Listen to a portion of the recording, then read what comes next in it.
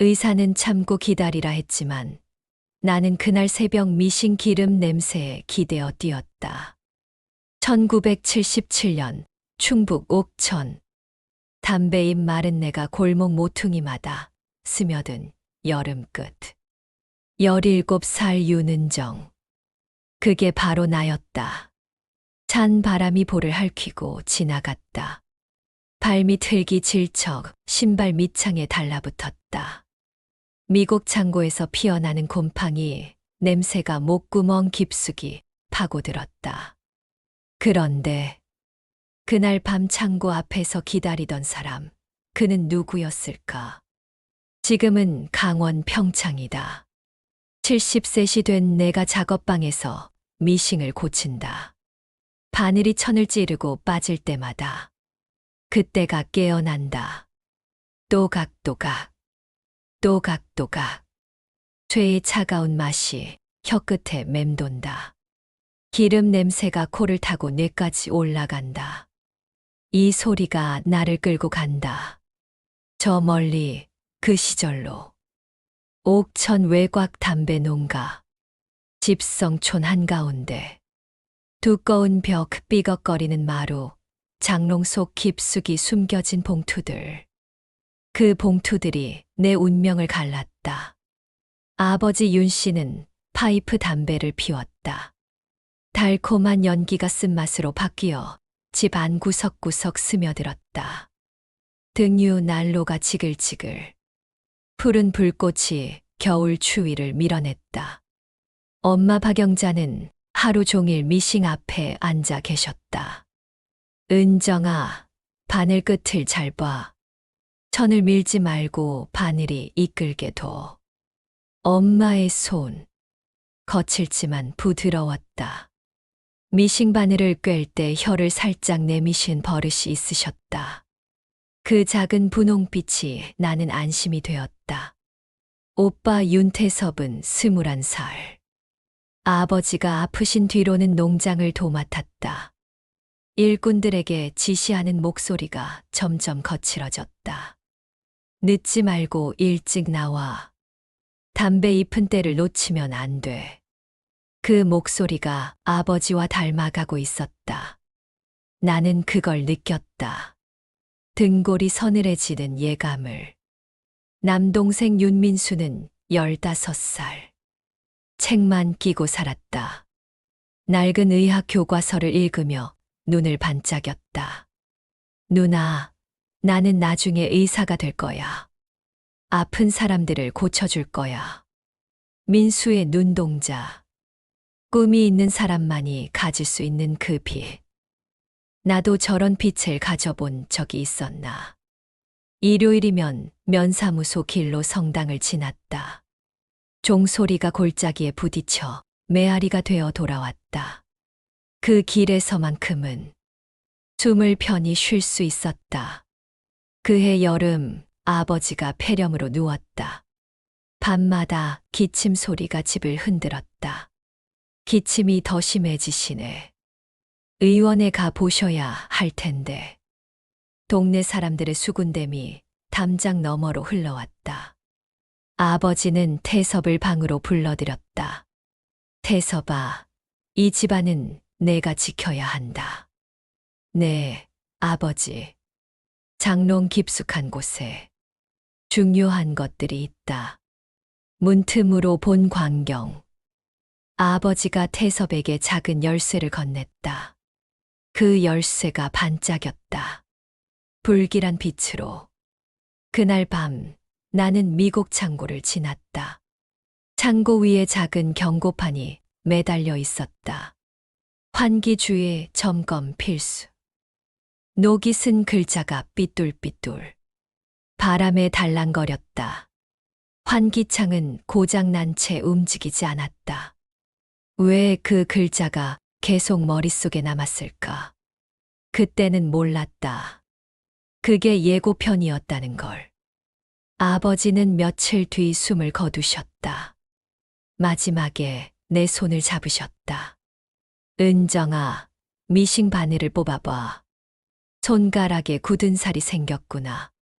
아버지의 손가락이 내 굳은 살을 쓰다듬었다. 거칠고 따뜻했다. 이 굳은 살은 너를 지켜줄 거다. 기억해라. 마지막 말씀이었다. 장례를 치른 뒤 면사무소 서기가 왔다. 법무서 직원도 함께. 거실에 모인 사람들 앞에서 종이가 펼쳐졌다. 유언장을 낭독하겠습니다. 농지와 창고, 가축은 장남 윤태섭에게 상속한다. 모친 박영자, 여사 부양 의무가 따른다. 막내딸 윤은정에 대한 보호자, 조항이 있다. 보호자 조항. 그게 뭔지 몰랐다. 하지만 가슴이 답답해졌다. 태섭은 장롱에서 별도 봉투를 받았다. 다른 사람들이 모두 돌아간 뒤 그 봉투를 받을 때 태섭의 입꼬리가 살짝 올라갔다. 뭔가 좋은 소식이 들어있는 것 같았다. 태섭에게는 그날 밤 나는 미싱 바늘을 뽑아 손가락 굳은 살을 만졌다. 거칠거칠한 감촉. 아버지 말씀이 귓가에 맴돌았다. 이 굳은 살이 너를 지켜줄 거다. 하지만 무엇으로부터? 아직 몰랐다. 창밖으로 미국 창구가 보였다. 환기창이 바람에 달랑거렸다. 깨진 소리가 났다. 딸랑, 딸랑. 그날부터 집안의 공기가 달라지기 시작했다. 아버지 장례 다음 날, 인근 유지 방만식이 조의를 표하러 왔다. 45살 정도. 광목옷에서 시큼한 땀 냄새가 풍겼다. 윤씨 집안에 초상이 나서 조의를 표하오. 고맙습니다. 태섭이 정중하게 고개를 숙였다. 방만식의 눈빛이 나를 훑었다. 무언가를 재는 듯한 시선. 소름이 돋았다. 은정이도 이제 나이가 됐는데 좋은 일 있으면 말씀하시오. 그 말의 등골에 찬 바람이 스쳤다. 방만식이 돌아간 뒤 태섭이 나를 불렀다. 은정아, 이리 와봐. 왜요? 앞으로 내가 지켜야 할 규칙이 있다. 태섭의 목소리. 아버지의 억양을 그대로 흉내냈다. 심지어 목청을 가라앉히는 것까지. 외출할 때는 허락을 받아라. 누구를 만나는지 보고해라. 함부로 말하지 마라. 왜 갑자기 이런 말씀을 하세요? 이제 내가 이 집의 가장이다. 너를 보호할 의무가 있어. 보호라는 말. 무겁게 내 가슴을 눌렀다. 보호인지 감시인지 알 수 없었다. 동네에서는 소문이 돌기 시작했다. 윤집 막내딸 결혼 얘기가 거의 끝났다더라. 방만식 씨가 중매를 선다던데. 좋은 일이지 뭐. 누가 정한 건가? 언제 정해진 건가? 나는 아무것도 몰랐다. 엄마께 달려갔다. 엄마, 나 결혼해야 해요? 엄마는 미싱 페달을 멈췄다. 고개를 떨궜다. 어깨가 축 늘어졌다. 은정아, 너는 좋은 데 가면 된다. 좋은 데가 뭔데요? 어른이 정해주는 곳이다. 세상은 다 그런 거다. 엄마의 목소리에 힘이 없었다. 체념이 묻어 있었다. 그 체념이 나에게도 전염되는 것 같았다. 그날 밤 나는 미싱 앞에 혼자 앉았다. 바늘이 천을 찔렀다 빠졌다, 찔렀다 빠졌다. 또각또각, 또각또각. 이 소리만이 마음을 달래줬다. 태섭이 방에서 나왔다. 손에는 그 봉투가 들려 있었다. 가끔 고개를 끄덕이며 뭔가를 읽고 있었다. 형, 그게 뭐예요? 내가 알 필요 없는 거다. 목소리가 차가웠다. 형의 목소리가 아니었다. 며칠 뒤 방만식이 다시 왔다. 이번에는 술 냄새가 났다. 막걸리 냄새에 마늘 냄새가 섞여 있었다. 은정이 어디 있소? 안에 있습니다. 잠깐 나와 보라고 하시오. 나는 부엌 구석으로 몸을 숨겼다. 가슴이 두근거렸다. 심장이 목구멍까지 올라온 것 같았다. 은정이가 부끄러워하나 봅니다. 태섭이 대신 말했다. 그래, 처녀가 그럴 수도 있지. 하지만 일은 빨리 정해야 하오. 박만식의 목소리에 재촉하는 기색이 있었다. 그가 돌아간 뒤 집안이 조용해졌다. 너무 조용해서 오히려 무서웠다. 정적 속에서 시계 소리만 똑딱똑딱. 태섭이 내 방문을 똑똑 두드렸다. 은정아, 나와라. 싫어요. 나와라. 목소리에 화가 섞여 있었다. 문고리를 돌리는 소리가 거칠어졌다. 할 수 없이 문을 열었다. 앞으로 함부로 숨지 마라. 예의가 아니다. 저는 아직 준비가 안 됐어요. 준비는 무슨 준비? 어른이 다 정해준다. 그 말이 가슴에 못처럼 박혔다. 아팠다. 밤이 되자 창밖에서 이상한 소리가 났다. 발자국 소리 같기도 하고 나뭇가지 스치는 소리 같기도 했다. 커튼 틈으로 밖을 내다봤다. 미국 창고 앞에 그림자가 어른거렸다. 누군가 있는 것 같았다. 하지만 자세히 보니 아무도 없었다. 환기창만 달랑달랑 흔들리고 있었다. 쇳소리가 날 때마다 소름이 돋았다. 그날 밤부터 잠이 오지 않았다. 아버지의 마지막 말씀이 자꾸 생각났다. 굳은 살이 너를 지켜줄 거다. 손가락을 만져봤다. 거친 굳은 살이 만져졌다. 이게 나를 지켜줄 수 있을까? 아직은 알 수 없었다. 일주일이 지났다. 태섭은 내 외출을 막기 시작했다. 지갑도 걷어갔다. 자물쇠 소리가 철컥 내 자유를 잠갔다. 어디 가려면 미리 말해. 허락받고 가라. 장터에 심부름만 가면 안 될까요? 안 돼. 요즘 소문이 좋지 않다. 무슨 소문인지 물어도 대답하지 않았다. 태섭의 입술이 꽁꽁 잠겨 있었다. 동네에는 이상한 소문이 돌고 있었다. 윤집 막내딸이 밤늦게 밖에 돌아다닌다더라. 누구와 만났다는 얘기도 있던데 근거도 없는 소문이었다. 하지만 사람들은 믿었다. 믿고 싶어 했다. 나는 갑갑해서 견딜 수가 없었다. 방 안 공기가 끈적했다. 습기가 벽지에 배어 곰팡이 냄새가 났다. 그때 이복래 언니가 찾아오셨다. 이복래 언니는 58살. 홀로 사시며 동네 살림을 도와주는 분이었다. 손이 큰 분이셨다. 말 그대로 손이 컸고 마음도 컸다. 은정아, 어디 아프냐? 아니에요. 괜찮아요.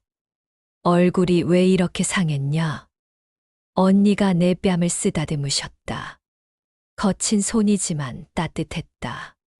그 따뜻함에 눈물이 나올 뻔했다. 요즘 집안일이 많아져서 그래요. 그런 게 아니다. 내가 보기엔. 언니는 말을 멈추고 주위를 둘러보셨다. 태섭이 마당에 있는지 확인했다. 은정아, 부엌으로 와라. 부엌은 집에서 가장 안전한 곳이었다. 여자들만의 공간. 남자들이 함부로 들어오지 못하는 곳. 언니, 저 어떻게 해야 해요? 내가 언니 품에 안겼다. 언니 품에서 비누 냄새가 났다. 구수하고 따뜻한 냄새. 사람은 숨 쉬는 구멍이 하나만 있어도 산다. 언니가 작은 보자기를 쥐어주셨다. 보자기가 따뜻했다. 이게 뭐예요? 돈이다. 많지는 않지만 며칠은 버틸 수 있을 거다. 언니, 아직은 때가 아니다. 하지만 준비는 해둬야 한다. 언니의 목소리에 간절함이 묻어 있었다. 장잡은 간호사를 아느냐? 네, 면사무소에서 본 적이 있어요. 그 언니가 대전병원에 있다. 연락만 닿으면 방 한 칸은 마련할 수 있다고 했다. 언니 말에 가슴이 뛰었다. 희망이라는 게 이런 건가? 정말요? 하지만 위험하다. 한 번 나가면 다시는 돌아올 수 없을지도 모른다. 그 말에 등골이 서늘해졌다. 생각해 봐라. 천천히 생각해 보고 결정해라. 언니가 돌아가신 뒤 나는 보자기를 열어봤다. 돈이 몇 장 들어 있었다. 많지는 않았지만 따뜻한 마음이 만져졌다. 그날 밤 태섭의 술주정이 심했다. 이 집안 망신시키는 것들.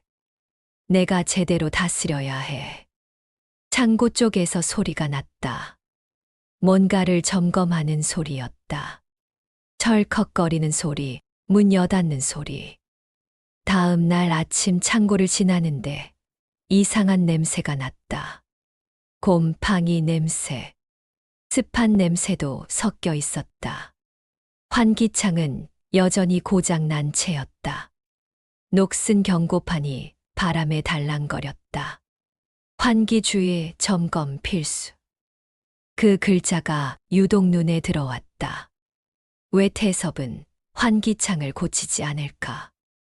뭔가 이상했지만 물어볼 수는 없었다. 방만식의 방문이 잦아졌다. 일주일에 2번은 왔다. 올 때마다 나를 보려고 했다. 은정이 어디 있소? 인사는 해야지. 나는 부엌 구석에 숨곤 했다. 태섭은 일부러 나를 불러냈다.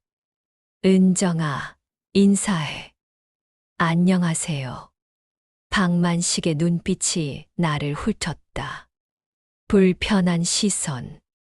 벌레를 보는 것 같은 시선이었다. 건강해 보이네. 좋아, 좋아. 그가 돌아간 뒤에는 집 안 공기가 더 무거워졌다. 밤마다 방문 앞에서 발자국 소리가 났다. 문고리가 미세하게 흔들렸다. 철컥, 철컥. 나는 이불을 뒤집어 쓰고 떨었다. 몸이 부들부들 떨렸다. 다음 날 아침이면 내 손이 떨리곤 했다. 젓가락을 제대로 들 수 없을 정도로. 이복래 언니가 다시 오셨다. 은정아, 더 이상 늦출 수 없겠다. 언니의 얼굴이 심각했다. 새벽 첫차 시간을 알아둬라. 대전행이다. 언제요? 곧 연락할 거다. 그때까지 준비해둬라. 언니가 마당 쪽을 보며 말씀하셨다. 뒷문으로 나가는 길을 기억해둬라. 마당개 지짐을 막을 먹이도 준비해야 한다. 계획이 구체적이었다. 언니는 이미 다 생각해 두셨다. 장롱에서 중요한 것이 있으면 미리 빼둬라. 장롱. 거기에는 족보와 유언장이 있었다. 그리고 태섭이 숨긴 봉투도. 그날 밤 나는 몰래 장롱을 열어봤다. 자물쇠 소리가 찰칵. 족보와 유언장 사본을 찾았다. 태섭 모르게 한 장을 빼냈다. 품에 넣고 가슴이 두근거렸다. 이게 나중에 어떤 의미가 될지는 몰랐다. 하지만 뭔가 중요한 것 같았다. 그날 밤부터 탈출 준비가 시작됐다. 나는 그때 몰랐다. 이게 첫 번째 시도가 될 거라는 걸. 방만식의 방문이 더 잦아졌다. 이제는 일주일에 3번씩. 올 때마다 나를 보려고 했다. 말했다. 은정이와 얘기 좀 해야겠소. 저는 아직 준비가. 뭔 준비? 그냥 인사나 하면 되지. 박만식이 내 앞에 앉았다. 술 냄새가 확 올라왔다. 마늘 냄새에 땀 냄새까지. 몇 살이지? 17입니다. 나이가 딱 좋네. 건강해 보이고. 그의 눈빛이 내 몸을 훑었다. 마치 소를 고르는 것 같은 시선이었다. 소름이 돋았다. 태섭은 일부러 자리를 비웠다. 둘만 남겨놓고 마당으로 나갔다. 은정아, 나는 좋은 사람이다. 잘해줄 거야. 박만식이 내 손을 잡으려 했다. 그 손이 차갑고 끈적했다. 나는 벌떡 일어서서 부엌으로 뛰어갔다. 어디 가느냐? 엄마한테 갈 일이 있어서요. 엄마는 미싱 앞에 앉아 계셨다. 나를 봐도 모른 척 하셨다. 고개를 돌리지도 않으셨다. 그날 밤부터 더 이상한 일이 생겼다. 밤마다 방문 앞에서 발자국이 멈춰섰다. 문고리가 조용히 돌아갔다. 철컥, 철컥. 누군가 들어오려는 것 같았다. 나는 이불을 뒤집어 쓰고 숨을 죽였다. 심장이 터질 것 같았다. 다음 날 아침이면 내 손이 심하게 떨렸다. 물도 제대로 마실 수 없을 정도로. 이복래 언니가 급하게 오셨다. 은정아, 더 이상 기다릴 수 없다. 언니의 얼굴이 창백했다. 내일 새벽에 해야 한다. 내일요? 장자분한테 연락이 닿았다. 대전병원 근처에 방을 구해뒀다고 한다. 언니가 손에 종이 쪽지를 쥐어주셨다. 새벽 5시.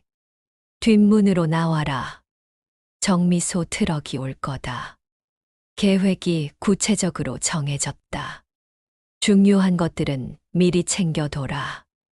나는 이미 유원장 사본을 숨겨뒀다. 이복래 언니가 주신 돈보자기도. 언니, 무서워요. 무서워해도 된다. 하지만 포기하면 안 된다. 언니가 내 어깨를 꼭 잡으셨다. 사람은 사람답게 살 권리가 있다. 기억해라. 그날 밤 나는 잠을 이루지 못했다. 새벽 5시까지. 기다려야 했다. 4시쯤 되자 조심스럽게 일어났다. 옷을 입고 보자기를 들었다. 유원장 사본도 품에 넣었다. 뒷문으로 가려는데 마당에서 소리가 났다. 개가 낑낑거렸다. 체인 흔들리는 소리도. 나는 이복래 언니가 준비해 둔 먹이를 던졌다. 개가 조용해졌다. 뒷문을 열고 나가려는 순간이었다. 어디 가느냐? 등 뒤에서 목소리가 들렸다. 태섭이었다. 화장실에. 화장실은 저쪽이다. 왜 뒷문으로 가느냐? 태섭의 눈빛이 차갑게 식었다. 얼음처럼 차가웠다. 방으로 들어가라. 첫 번째 탈출은 실패했다. 그날 아침 태섭이 나를 불렀다. 은정아, 앉아라. 태섭의 목소리가 평소와 달랐다. 낮고 무거웠다. 내가 뭘 하려는지 다 안다. 가슴이 철렁 내려앉았다. 어디서 돈을 구했느냐? 누가 도와주고 있느냐? 아무도 안 도와줬어요. 거짓말하지 마라. 혼자서 할 수 있는 일이 아니다. 태섭이 내 보자기를 가져갔다. 돈도 모두 압수당했다. 앞으로 방에서 나오지 마라. 밥은 갖다 줄 거다. 형, 제발. 제발은 무슨 제발. 내가 함부로 나다니니까 소문이 나는 거 아니냐? 태섭의 얼굴. 일그러졌다. 입꼬리가 아래로 처졌고 눈두덩이 부어올랐다. 방만식 씨께 뭐라고 말씀드리겠느냐? 그날부터 나는 방에 갇혔다. 문에 자물쇠까지. 철컥 내 자유를 잠갔다. 밖에서 열쇠 소리가 날 때만 문이 열렸다. 하루에 3번. 밥을 갖다 줄 때뿐이었다. 방 안 공기가 탁해졌다. 습기가 차고 곰팡이 냄새가 났다. 창문으로는 미국 창고가 보였다. 환기창이 고장난 채로 달랑거렸다. 환기 주의 점검 필수. 그 경고판이 바람에 흔들렸다. 왜인지 그 글자가 자꾸 눈에 들어왔다. 마치 나에게 무언가를 말하려는 것 같았다. 그날 밤 집안이 더 조용해졌다. 태섭의 발걸음만 마루를 울렸다. 쿵쿵쿵 무거운 발걸음. 나는 이불을 뒤집어 쓰고 울었다. 소리 내지 않고 울었다. 첫 번째 시도는 실패했지만 포기할 수는 없었다. 이복래 언니의 말이 귀에 맴돌았다. 사람은 사람답게 살 권리가 있다. 나도 그 권리가 있었다. 반드시. 일주일이 지났다. 방에 갇혀 지내는 동안 내 마음은 더 단단해졌다. 창문 틈으로 이복래 언니가 지나가는 게 보였다. 언니가 나를 올려다봤다. 손으로 조그만 신호를 보내셨다. 기다리라는 뜻이었다. 이틀 뒤 밤이었다. 창문 아래로 작은 돌멩이가 던져졌다. 종이가 감겨 있었다.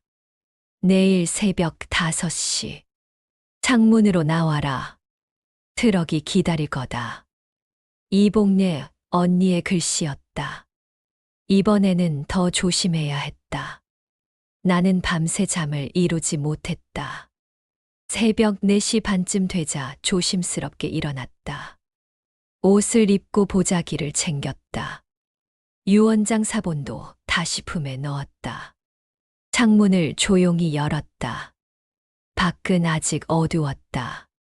안개가 밭을 덮고 있었다.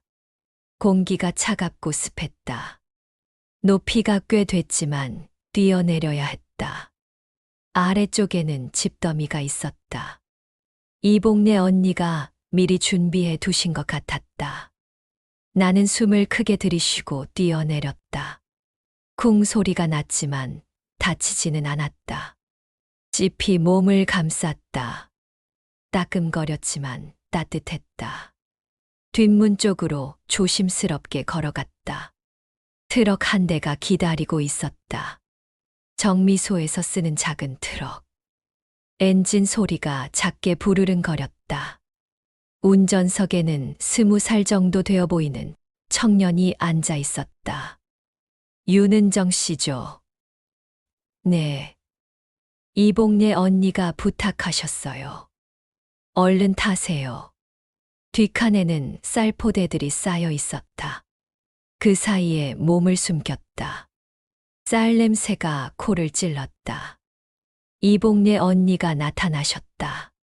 밥줄과 마른 반찬이 든 보자기를 주셨다. 은정아, 잘 가거라.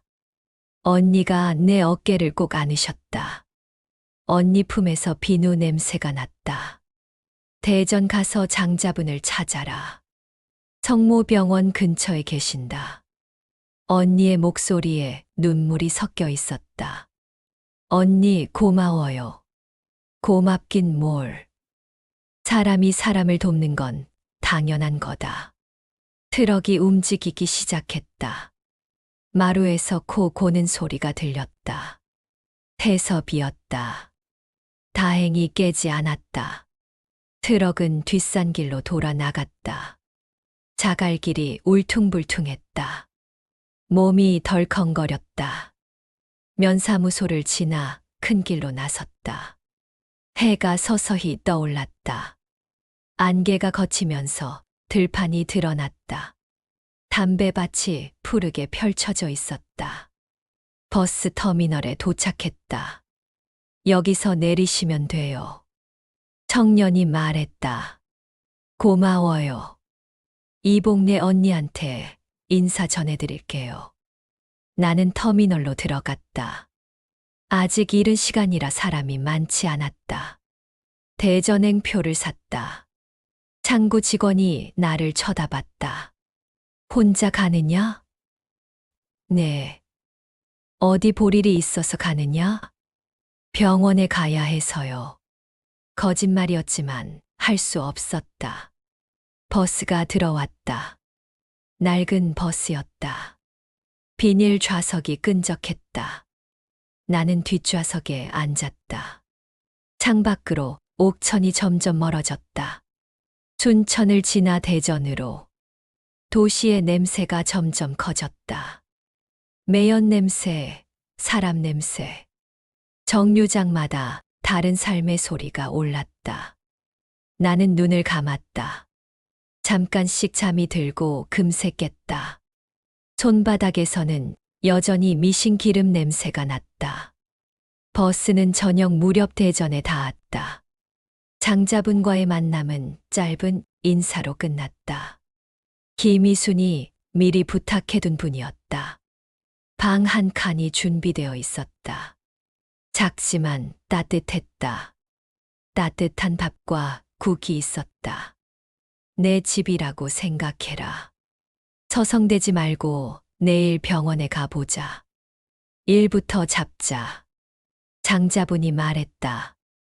나는 밥 숟가락을 들고 오래 울었다. 밥은 금세 식었고 눈물은 그릇에 떨어졌다. 짠맛이 났다. 그 밤 나는 이불을 붙들고 다짐했다. 다시 돌아갈 때는 이름을 잃지 않고 서겠어요. 목소리가 떨렸지만 마음은 단단했다. 아침에는 병원 복도를 닦았다. 오후에는 침대 시트를 갈았다. 밤에는 야학책을 폈다. 몸은 무겁고 눈은 졸렸지만 손끝은 살아났다. 걸레질하는 손, 시트를 정리하는 손, 연필을 잡는 손. 사람을 돌보는 일은 손에서 시작된다는 것을 배웠다. 장자분은 밥을 해주고 옷을 말려주고 말없이 등을 토닥여줬다. 그 손길이 어머니 같았다.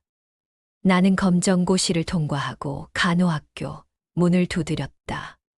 배움은 숨통을 열어줬다. 의사 문도윤과의 인연은 느리게 왔다.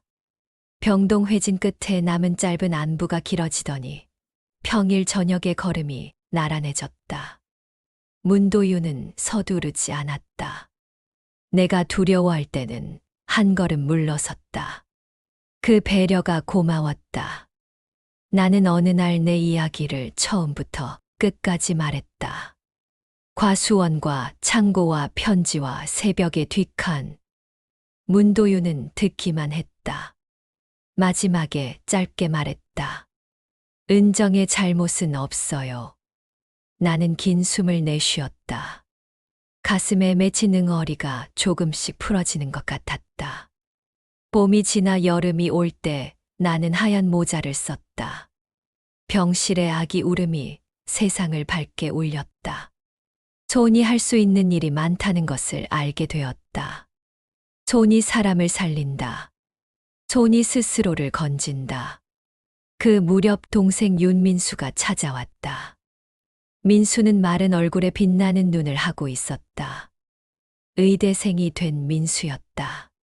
누나, 고향이 많이 변했어요. 민수는 낮은 목소리로 말했다. 형은 사람을 몰아붙여요. 장부가 비고 소문이 커요. 나는 떨리는 마음을 가라앉히고 말했다. 서두르지 말자. 길을 제대로 찾자. 민수는 고개를 끄덕였다. 증거를 모으겠어요. 나는 손으로 붕대를 감으며 마음을 다잡았다. 마음의 붕대도 손이 감아줘야 했다. 그때 나는 몰랐다. 진짜 증거가 창고 안에 숨어 있다는 걸. 겨울은 곶감의 계절이었다. 대들보에 주렁주렁 매달린 주황빛이 마당을 환하게 물들였다. 하지만 그해 겨울은 다르게 밝았다. 민수는 틈틈이 고향을 드나들며 장부를 봤다. 비어있는 줄과 덧쓴 숫자가 겹쳤다. 일꾼들의 입에서는 조심스러운 진술이 나왔다. 협박과 체불과 고함의 기억이 모였다. 한 장의 편지 사진도 손에 들어왔다. 아버지의 이름으로 적힌 문장은 낯선 필체의 냄새를 풍겼다. 변호사는 절차를 밟았다. 서류가 움직이고 도장이 찍혔다. 소식이 태섭에게 닿자 집안이 요란해졌다. 태섭은 사람들을 모아 고함을 질렀다. 하지만 예전처럼 통하지 않았다. 마을은 조용히 등을 돌렸다. 겨울밤 건조장 불빛이 더 세졌다. 술과 분노와 두려움이 겹친 발걸음이 미끄러졌다. 그 새벽, 태섭이 혼자 창고로 갔다. 환기창을 점검해야 한다. 일꾼들이 말렸다. 위험합니다. 혼자 가시면 안 됩니다. 내 땅에 내가 올라간다. 태섭의 목소리에 술기운이 섞여 있었다. 창고 안은 어두웠다. 습기가 차 있었다. 환기창은 여전히 고장난 채였다. 태섭이 사다리를 올라갔다. 발을 헛디뎠다. 쿵, 곡물이 무너지는 소리. 먼지가 하늘로 치솟았다. 그때서야 모든 게 드러났다. 환기창 고장. 그건 고의였다. 태섭이 일부러 고치지 않았던 것이었다. 보험금을 노리고. 하지만 그날 태섭 자신이 그 함정에 빠진 것이었다. 소식은 대전 하숙집으로 전해졌다. 장자분이 전화를 받고 나에게 말했다. 은정아, 형님이. 나는 창문 앞에서 오래 섰다. 울지 않았다. 긴 숨을 한 번 내쉬었다. 복잡한 감정이 몰려왔다. 미움도 슬픔도 안도감도. 다음 날 변호사와 민수가 함께 찾아와 농지와 집에 대한 최종 판결을 설명했다. 나는 말했다. 사람은 사람답게 살아야 해요. 그게 전부예요. 그 말에 모든 게 담겨 있었다. 농지는 조합에 넘겼다. 조건은 일꾼 해고, 금지와 창고 전면 보수. 집 본체는 마을 배움터로 바뀌었다. 미싱방이 열렸다. 나는 대전에서 강원 평창으로 옮겼다. 문도윤과 작은 의원을 꾸렸다. 아이들이 자랐다. 이복내 언니가 합류의 손주를 보셨다. 엄마 박영자는 끝내 진실을 외면한 채 눈을 감으셨다. 나는 장례 뒤에 빈 방에 홀로 앉아 오래 기도했다. 용서는 타인을 위한 일이 아니라 스스로를 구하기 위한 일이라는 문장을 마음속에서 천천히 꺼냈다. 지금 나는 미싱을 닦고 있다. 또각또각, 또각또각. 바늘이 오르내린다. 등유와 기름 냄새가 어제와 오늘을 묶는다. 손가락 굳은 살이 반짝인다. 이 굳은 살이 나를 지켜줬다. 아버지 말씀이 맞았다. 창문으로 평창의 산등성이가 보인다.